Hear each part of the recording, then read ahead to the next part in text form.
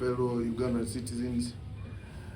I've come here to give you a briefing of what transpired cabinet meeting sitting on 15th December 2025, but I'm broadcasting from Kasese and not at the media center. I would like to tell the general public that cabinet sitting on 15th of December 2025 approved the budget framework paper 2026-2027, and the theme of 2026-2027 budget is full monetization of Uganda's economy through commercial, agriculture, industrialization, expanding and broadening services, and digital transformation and market access. And the government also approved the restocking program for Acholi, Lango and Teso sub-regions. Government has already earmarked 80 billion shillings, which was appropriated this financial year, 2025-2026. It was appropriated under the Ministry of Justice and Constitutional Affairs because it was actually set aside for compensation of people who lost their livestock in these sub-regions. But now that money now has been put to restocking program, which is shifting to Office of the Prime Minister. And starting this quarter, actually it is supposed to start this quarter, but since the quarter is ending, starting next quarter, government will start restocking cattle in these three sub-regions, Acholi, Lango and the Teso sub-region. And each homestead will receive 5 heads of cattle, but government thinks probably instead of buying cattle from all over the country, which might come with other challenges as diseases, the government has approved that they can be monetized. They can give these families, we shall give these families money so that they buy from within the area. And each homestead will be given 5 million shillings to restock their cattle.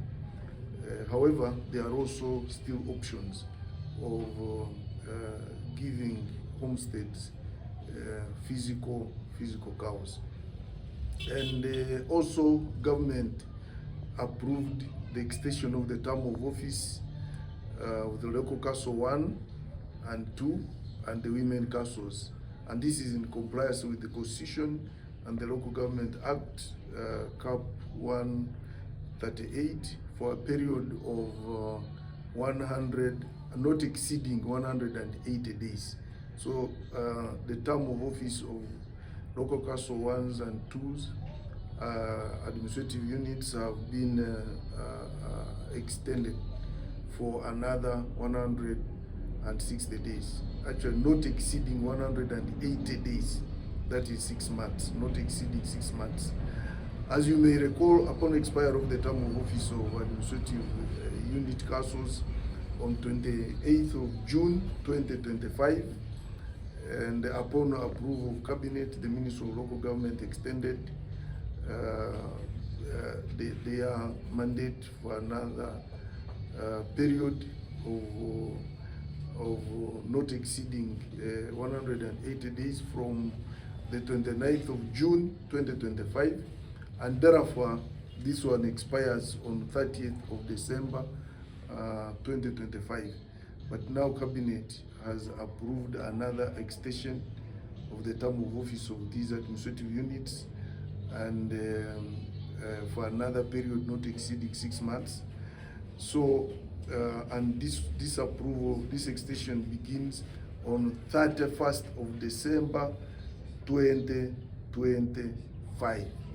And also government, the last one, government approved the Magistrates Court Amendment Bill 2025 with the following outcomes. One, to enhance efficiency, effectiveness of the justice system in Uganda, and also to strengthen the judicial administration and accountability by aligning the legal framework with the current judicial structures and empowering the Chief Justice to effectively manage the magisterial areas and the case transfers, and also to, for promotion of timely, fair and affordable justice delivery, restore public confidence in the courts, and contribute to the attainment of Sustainable Development Goals, Goal 16 on peace, justice, and strong constitutions, and strong institutions, as well as the objectives of NDP 4 and Vision 2024. The Attorney General and the Minister of Justice and Constitutional Affairs will issue a press release giving details about the amendment of this Magistrates Court Amendment Bill, and the public should also wait because it will be taken to Parliament for processing. So those were the main issues that transpired in Cabinet. One, approval of the budget framework paper 2026-2027, and two, extension of the local council 1, local council 2 mandates and the women councils for a period not exceeding 180 days beginning 31st of December 2025, and then two, the restocking program.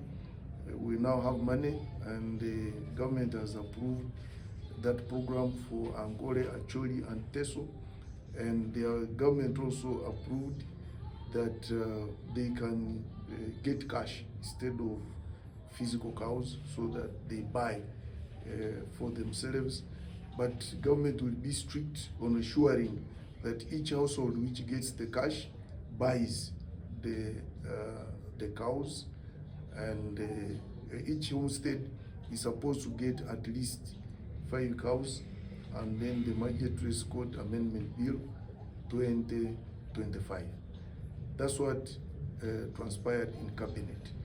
Aside Cabinet, I would also like to thank all Ugandans for remaining calm during this election period, and for observing law and order.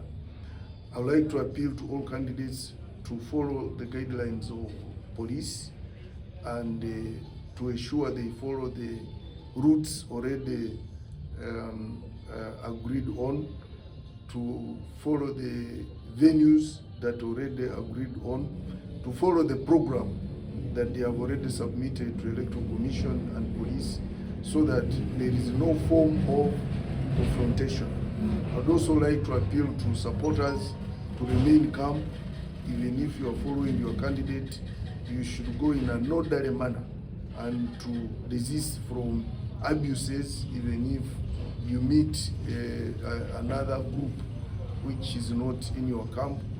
And I would also like to appeal to security personnel that they should really exercise reasonable force in case of confrontation, so that nobody is hurt in the process.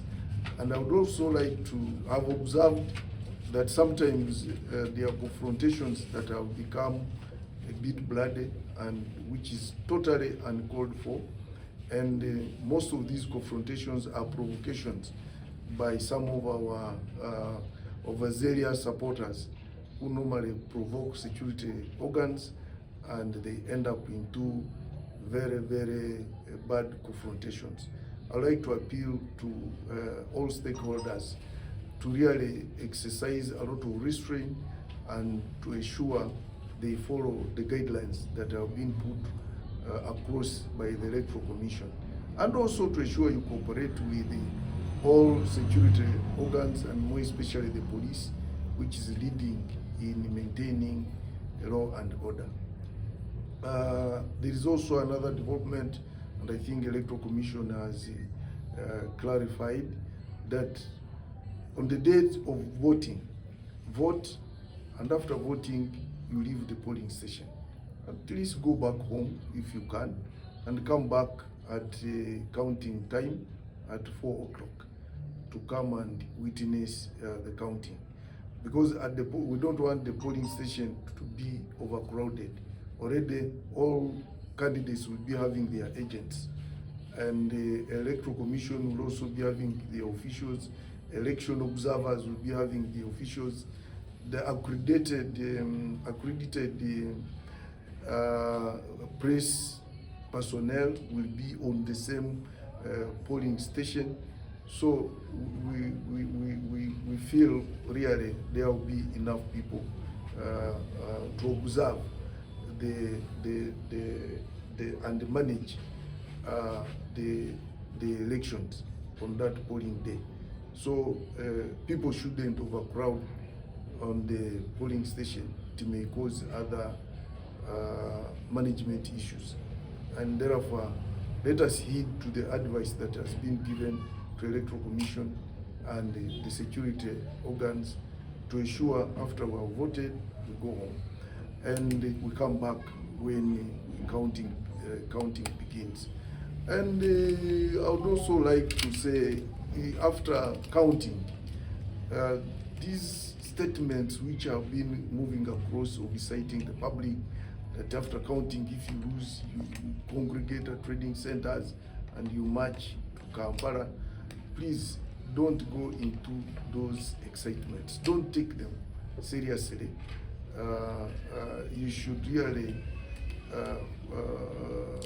desist from following such a type of advice, because it can easily be counterproductive. I would like all citizens to vote their own choices, and after voting, be there when they are counting the votes. Candidates should ensure they have very strong agents who can detect any form of manipulation, and they should be there, those agents and supporters, when the counting is taking place. If your candidate loses, you go back home and pray for him to be calm. And if your candidate wins, jubilate, but also jubilate in a responsible way, so that you don't hurt others, because you can easily jubilate and end up provoking people, and then fights begin. Otherwise, we should all know that there will be only one winner. Only one winner. Presidential candidates, we shall only have one winner, who will be the President of the Republic of Uganda. To me, who is NRM, I just pray that that winner is President Yoweri Museveni. Others are also praying for their own candidates, but there will be only one winner and not two winners. And therefore, all of us should instead go there to the public, explain to them, convince them to vote for our candidates. We shouldn't shed tears when our candidates lose, and yet you didn't go to the field to look for the votes. Otherwise, I wish all Ugandans a very happy Christmas and a prosperous New Year. And just as I have told you before, please celebrate responsibly. Don't just over-celebrate during Christmas, because you can easily harm yourself. And for those who are going up country, I just wish them journey mercies, but please drive carefully, because you are going with your families. And don't drink any alcohol if you are going to drive. Don't drink any alcohol if you are going to drive. You should know you are carrying your family, and when you are driving while drunk, the lives of your families are in your hands. So please, let us drive safely home, and let us also celebrate responsibly, as I have told you. Those of us who will go to church, ensure these days church services are many. You meet that even a local church in the village has about 2 services. You shouldn't all live at home at once. If others go for the first service, let others go to the second service. Because also bad people are there who will move around when you have gone to church to see what they can pick. There are thieves who are still in those villages and even towns. So ensure there is someone at home when others are going away either to church or to celebrate. Otherwise, police is there and all our security organs to ensure the celebrations are peaceful and to ensure they protect people and their property. But we need to supplement their efforts by also leaving at least someone home to ensure thieves don't come and break into your houses. I thank you very much, and I wish you a happy Christmas and a prosperous New Year.